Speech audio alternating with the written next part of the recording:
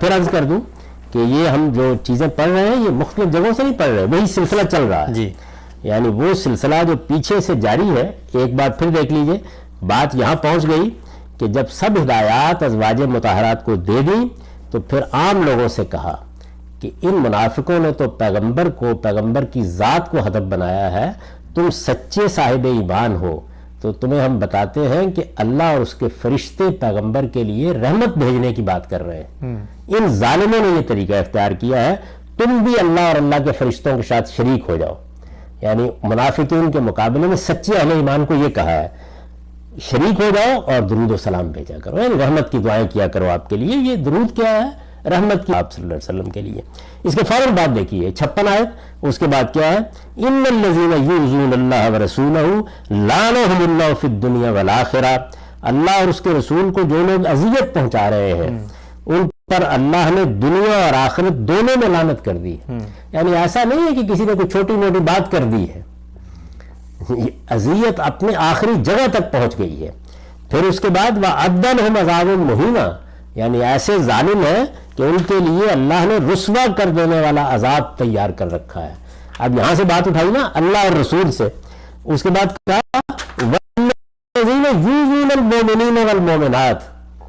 اب اللہ تعالیٰ عام لوگوں کی طرف آ گئے. یعنی وہ بات جو یا نساء نبی لستن کا احد من النساء سے چلی تھی کہ نبی کی بیوی ہو تم عام عورتوں کی طرح نہیں ہو، تمہارے لیے اگر غلطی کرو گی تو دوہری سزا ہے، اگر صحیح رویہ اختیار کرو گے تو دوہری سزا ہے. تمہارا منصب اور تمہارا مقام اور اس کے چاہیے پابندیاں ہم تم پر لگا رہے ہیں. یعنی نہ تم باہر نکلو گی نہ تمہارے گھر میں کوئی آسانی سے آئے گا سوائے بہت قریبی اعزہ کے، یعنی جن پر ہر لحاظ سے اعتماد کیا جا سکتا ہے. اب دیکھیے آہستہ آہستہ تدریج کے ساتھ پورا پس منظر بیان کیا کہ پیغمبر کو اذیت کا ہدف بنایا گیا ہے. اب یہ فرمایا کہ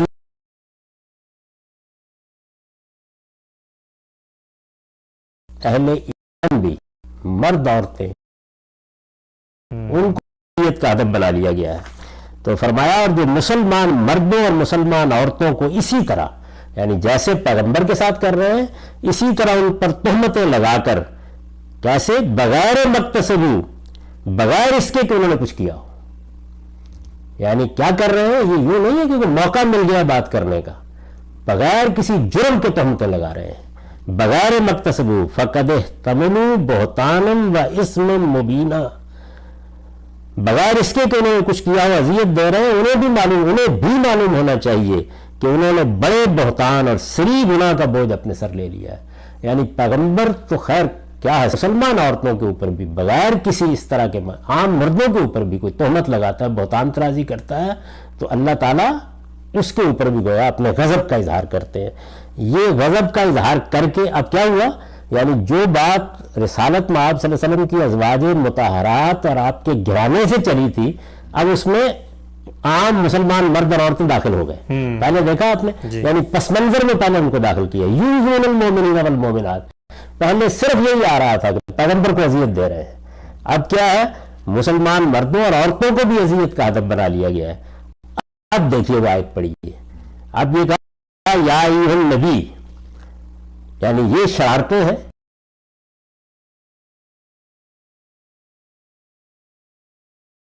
اب کہو وہ بناتک، اور اپنی بیٹیوں سے کہو. یعنی یہاں پہلی بار اب عام عورتیں آ گئیں. اس وجہ ساتھ میں اس پس منظر ایسے قرآن نے اس کو واضح کیا ہے، اس میں تو کوئی گنجائش ہی نہیں ہے کہ آپ پچھلے احکام کو یہ کہہ کے عام عورتوں کے اوپر مسلط کر دیں کہ تم کو بھی اس آئیڈیل کو اپنانا چاہیے. یہ آئیڈیل بیان کرنا ہی نہیں ہے. یعنی یہ نہیں ہے کہ آئیڈیل یہ ہے کہ یہ رویہ اختیار کرو، نہیں. اس وقت صورتحال اتنی خطرناک ہے کہ تم اپنے اوپر یہ پابندیاں قبول کرو. یہ یوں ہے پوری کی پوری بات. اب مسلمان عورتیں آ گئیں درمیان میں. کیا ہے پرابلم؟ کیا ہے؟ دیکھیے نا کہ ازواج کو یہ تو پیچھے کہہ دیا گیا ہے، حضور کی ازواج مطہرات کو جو ہدف ہے اصل میں ان کو تو پیچھے یہ کہہ دیا گیا ہے کہ وہ گھر سے بھی نہیں نکلیں گی کسی بغیر ضرورت کے، اور باہر سے بھی کوئی ان کے گھر میں داخل نہیں ہوگا. وہ پابندی لگا دی گئی. اب عام مسلمان عورتیں بھی شامل ہو گئی، ازواج بھی. بنات بھی نئی بات کیا کہنی ہے، پابندیاں ازواج اور ان پر تو لگ گئی تھی نا.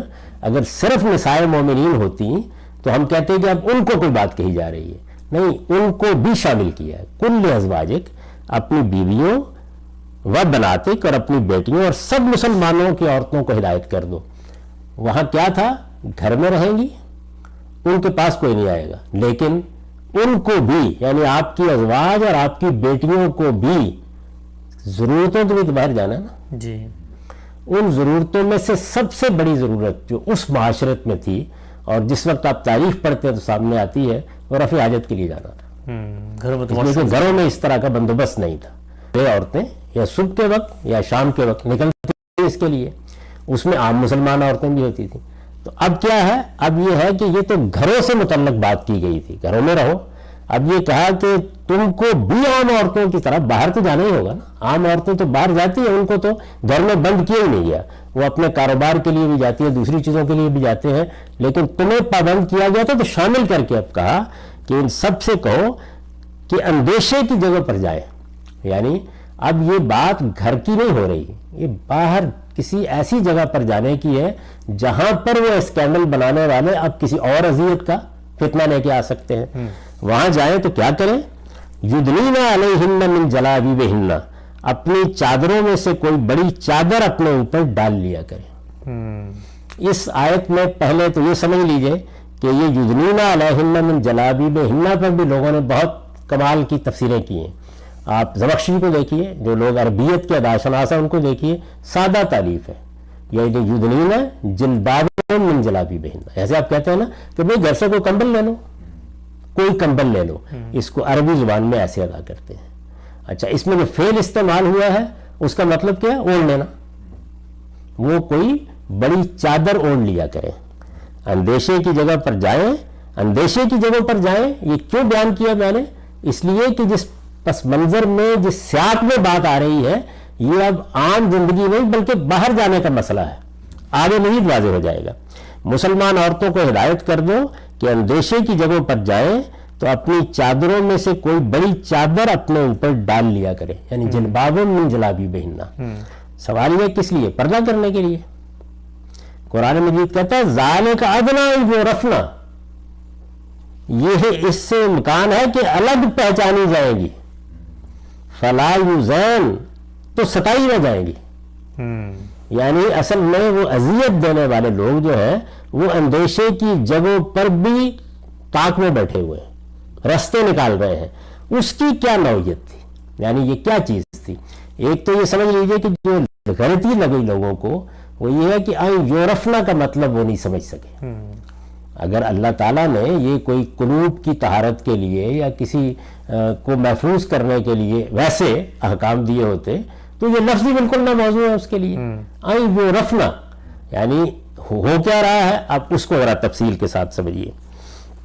اس پر میں نے لکھا ہے ان الفاظ سے بھی واضح ہے اور حکم کا سیاق و سباق بھی بتا رہا ہے کہ یہ عورتوں کے لیے پردے کا کوئی حکم نہیں تھا جیسا کہ عام طور پر لوگوں نے سمجھا ہے، بلکہ مسلمان عورتوں کے لیے ان کی الگ شناخت قائم کر دینے کی ایک وقتی تدبیر تھی. یعنی ان کو اور دوسری عورتوں کو چونکہ اختلاط کے مواقع پیش آتے تھے، باہر جانا نا، یعنی اسی موقع پر حضور کی ازواج مطہرات میں سے بھی کوئی باہر نکلی ہوئی ہیں اسی ضرورت کے لیے جس کا ذکر ہم کر چکے. حضور کی بیٹیوں میں سے کوئی نکلی ہوئی ہیں، مسلمان عورتیں بھی ہیں، لیکن مدینہ تو ایک چھوٹا سا گاؤں ہے تو اس میں دوسری عورتیں بھی نکلی ہوئی ہیں. سوسائٹی میں لونڈیوں کی ایک بڑی تعداد موجود ہے، وہ بھی نکلی ہوئی ہے. تو اب اختلاط ہو رہا ہے کیا ان عورتوں کے مابین اور ان عورتوں کے مابین. اس موقع کے اوپر ہے یا یورفنا، ان سے الگ پہچانی جائے، یعنی ان کی عورتوں سے یا لونڈیوں سے یا دوسری عورتوں سے کہہ لیجئے الگ پہچانی جائے. یورفنا کا مطلب یہ ہے. تو شناخت قائم کی گئی ہے. یہ نہیں کہا گیا کہ یہ چادر لینے کے نتیجے میں پردہ کرانا مقصود ہے. تمہاری پہچان بن جائے یہ اور نامعقول لوگ تنگ نہ کر سکیں، ستائیں نہیں. تو سوال پیدا ہوتا ہے نا کہ شناخت قائم کرنے سے کیا ہوگا، یعنی کیسے نہیں ستائیں گے پھر وہ. تو اس کو آپ سمجھ لیجئے کیا چیز ہے. تو پہلے میں نے لکھا ہے کہ ان الفاظ سے بھی واضح ہے اور حکم کا سیاق و سباق بھی بتا رہا ہے کہ یہ عورتوں کے لیے پردے کا کوئی حکم نہیں تھا. جیسا کہ لوگوں نے ہر میں دیکھا چادر لینی ہے، تو خیال کر لیے پردے کا حکم ہے. یعنی یہ ایسے ہی ہے کہ جیسے کسی موقع کے اوپر خطرے کی صورتحال ہو اور ملا جلا ہونے کی وجہ سے آپ کو اچک لیے جانے کا اندیشہ ہو, تو کبھی ہم کہتے ہیں شناخت مٹا دو, کبھی کہتے ہیں شناخت قائم کر لو. بھائی اگر مسلمانوں کو ہدف بنایا جا رہا ہے تو آپ اپنی شناخت کا اظہار نہ کریں اس خطرناک صورتحال میں, اور اگر دوسروں کو کی آڑ لے کر حملے کا اندیشہ ہے اور ہم جانتے ہیں کہ ہم مسلمانوں کی حفاظت کر سکتے ہیں, تو وہ غلط بات ہوگی کہ آپ اپنی شناخت قائم کر کے جائیں تاکہ کوئی حرکت کرے تو پتہ چل جائے, وہ کل کو یہ نہ کہہ سکے کہ مجھے تو پتہ نہیں چلا جی یہ مسلمان تھا. تو شناخت قائم کرنے کا مطلب یہ ہے یہاں پہ, اس کو آپ سمجھیے کیسے. جیسا کہ عام طور پر لوگوں نے سمجھا ہے, بلکہ مسلمان عورتوں کے لیے ان کی الگ شناخت قائم کر دینے کی ایک وقتی تدبیر تھی جو اوباشوں اور تہمت تراشنے والوں کے شر سے ان کو محفوظ رکھنے کے لیے اختیار کی گئی. اس سے مقصود یہ تھا کہ وہ اندیشے کی جگہوں پر جائیں تو دوسری عورتوں سے الگ پہچانی جائیں.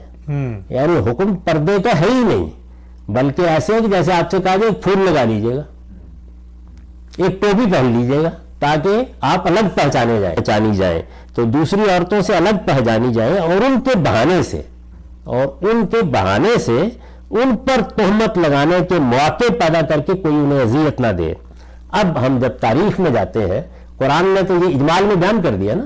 قرآن مجید کا طریقہ یہ ہے کہ آپ اگر سرسری گزر جائیں گے, نہیں آپ دیکھیں کہ کہا کیا گیا ہے. ایک ہدایت کی گئی, پھر بتایا گیا کیوں کی گئی ہے, تو وہ ہدایت کرنے کے بعد وجہ بتائیے یورفنا فلا یوزین, تاکہ وہ الگ پہچانی جائے اور کوئی ان کو اذیت نہ دے سکے. وَقَانَ اللَّهُ غَفُورًا رَحِيمًا, اس کے بعد کوئی خطا ہوئی تو اللہ بخشنے والا ہے, اس کی شفقت ابدی ہے. اب کیا ہوا, روایتوں سے معلوم ہوتا ہے کہ مسلمان عورتیں جب رات کی تاریکی میں یا صبح اندھیرے رفع حاجت کے لیے نکلتی تھیں تو منافقین کے اشرار ان کے درپے آزار ہوتے ہیں. اندھیرا ہے نا, یعنی اس میں فرق کرنا ذرا مشکل ہوتا ہے. درپے آزار اب ہوتے, ہدف تو ہوتی تھی مسلمان عورتیں, ان پر گرفت کی جاتی کہ بھئی آپ ادھر کیوں گئے تھے, تو اگر تو آپ یہ صرف تو مسئلہ نہیں پیدا ہوگا, ان کی عورتیں بھی ہیں, ان کے ہاں کی لونڈیاں بھی جا رہے ہیں, اس پر گرفت کی جاتی تو فوراً کہہ دیتے تھے کہ ہم نے تو فلاں اور فلاں کی لونڈی سمجھ کر اس سے فلاں بات معلوم کرنا چاہیے تھی. اس بہانے کا سدباب کیا گیا. یعنی وہ یہ موقع تلاش کرتے تھے کہ اپنی عورتوں کے بہانے, اب یہ دیکھیے نا کہ مثال کے طور پر خواتین کا ڈبہ ہے, کسی ریل میں آپ سفر کر رہے ہیں, آپ شرارت کے نقطہ نظر سے اس ڈبے میں بار بار جا رہے ہیں, آپ سے پوچھا جا رہا ہے کہ بھئی کیا مسئلہ ہے, میری بیوی ہے نا وہاں پہ, سمجھ گئے یہ بات. تو یہ صورتحال ہے جس صورتحال میں اللہ تعالیٰ نے کہا کہ آپ بڑی چادر اپنے اوپر لے کے نکلیں تاکہ یہ آپ کی شناخت بن جائے اور دوسری عورتوں سے آپ بالکل الگ پہچانی جائیں.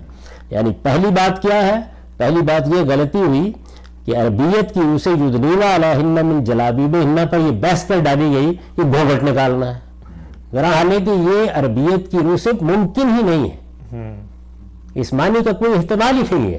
اس کے اوپر جو عربی زبان کے جاننے والے لوگ ہیں انہوں نے بالکل واضح کر دیا ہے, چنانچہ میں نے بھی یہ لکھا ہے, خود زمخشری نے بھی, یہی جو ایک عربیت کے ائمہ میں سے ہے, کہ یہ ترکیب ہے جلباب من جلابیبہن, گھر سے کوئی چادر لے لو جیسے, تو یہ مطلب ہے اس کا. یعنی من جو یہاں آیا ہے اس کا مطلب یہ ہے گھر کی چادروں میں سے کوئی چادر, اپنے کوٹ میں سے کوئی کوٹ پہن لو جیسے ہم کہتے ہیں, تو یہ چادر اپنے اوپر اوڑھ لو. اور یہ کیوں, اس لیے تاکہ تم دوسری عورتوں سے الگ پہچانی جاؤ اور تمہیں کوئی اذیت نہ دے. اب یہ آپ نے سمجھ لیا.